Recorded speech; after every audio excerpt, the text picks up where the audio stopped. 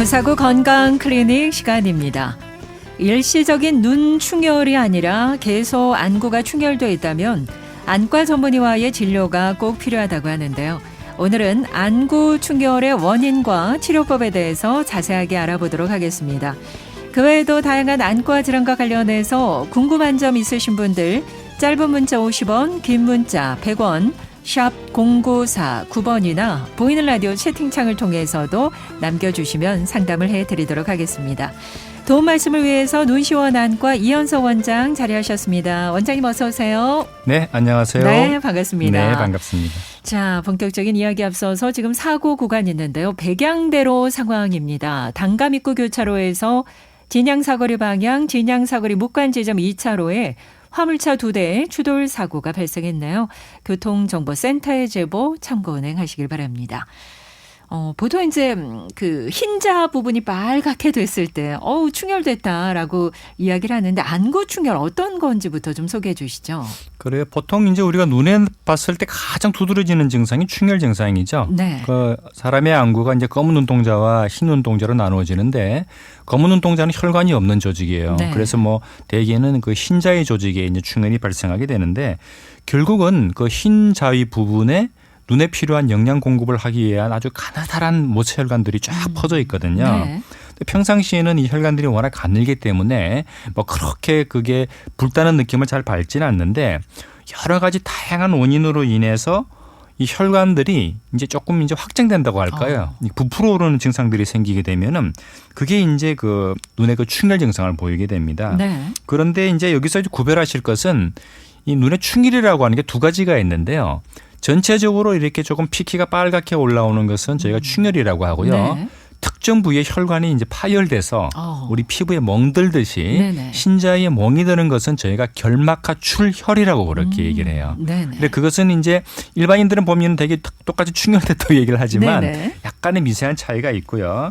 이러한 그 충혈들이 대개 흔하게는 안구 건조증이나 다양한 굴절 이상에서도 올 수 있지만은 네. 대표적인 눈병이나 알레르기 또 다양한 눈 질환에 다 동반되는 것이 눈의 충혈이기 때문에 아하. 정말 안과 질환에서 충혈은 감초라고 그러죠. 예. 상당히 한약방의 많이. 감초. 예, 예. 네. 아니 그러면 눈병이 아닌데도 충혈이 될 수 있다라는 말씀인 거죠. 오히려 눈병보다는 이런 경우의 충혈이 더 흔한데요. 아. 가장 대표적인 것이 이제 그 안구 건조증. 네.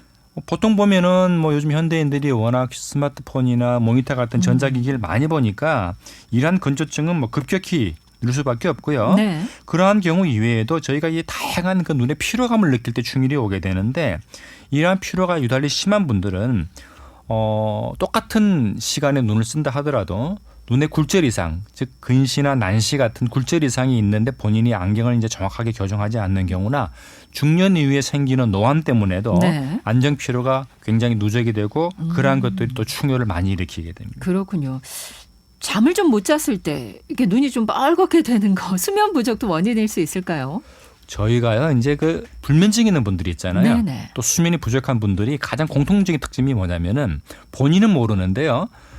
눈꺼풀이 미세하게 떨리면서 눈이 꽉 감기지가 않아요. 아하. 어떤 분들은 수면의 질이 안 좋은 분들은 그래서 다른 분들이 보면 눈을 뜨고 잔다고 그렇게 얘기를 네. 하거든요. 그러다 보면은 이제 눈이 노출되니까 아무래도 이제 눈이 마르게 되고 이러한 충분한 수면을 하지 않게 되면은 눈에 필요한 그 어떤 그 윤활 성분이 분비가 덜 돼요. 네. 그러다 보면은 이제 건조 증상이나 노출 증상 때문에 아무래도 충혈기가 더 심해질 수밖에 없는 거예요. 그렇겠네요. 특히나 젊은층 같은 경우에도 워낙에 디지털 기기를 많이 사용하니까 이것도 이제 안구 충혈 증상이 잘 나타날 수가 있겠군요. 그러면 이제 디지털 기기가 크게 눈의 충혈을 유발하는 이유가요.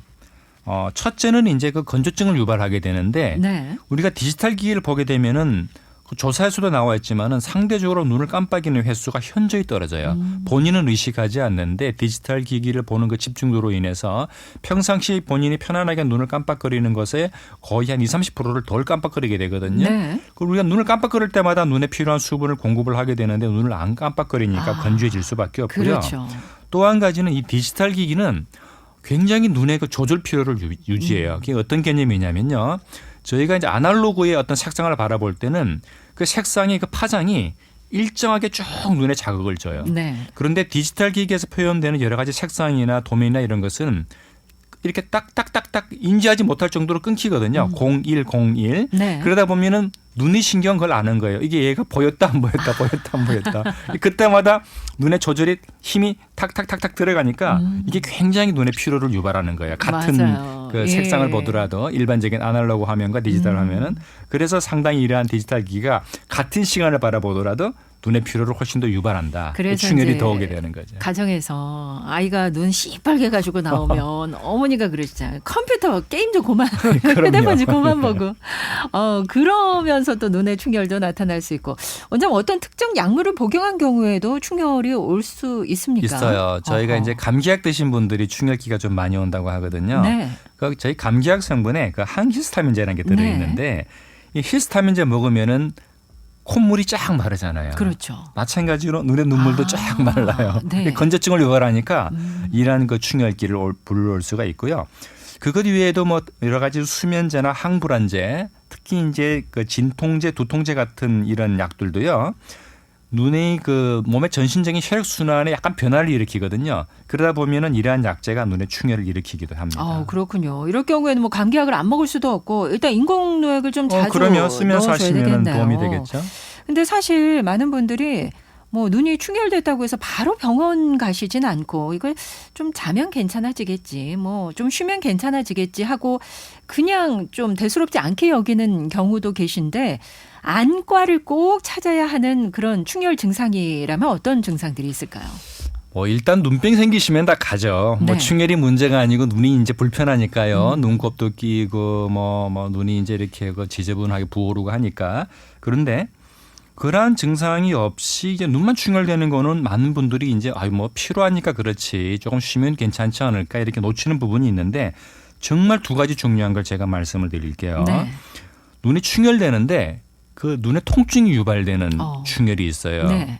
이 통증이라고 하는 거는 일반적인 그 좀 뻐근한 이런 게 아니고요. 상당히 좀 눈이 욱신욱신할 정도로 또는 그 머리가 띵할 정도의 두통이 동반되는 안구 통증이 있는 경우가 있고요.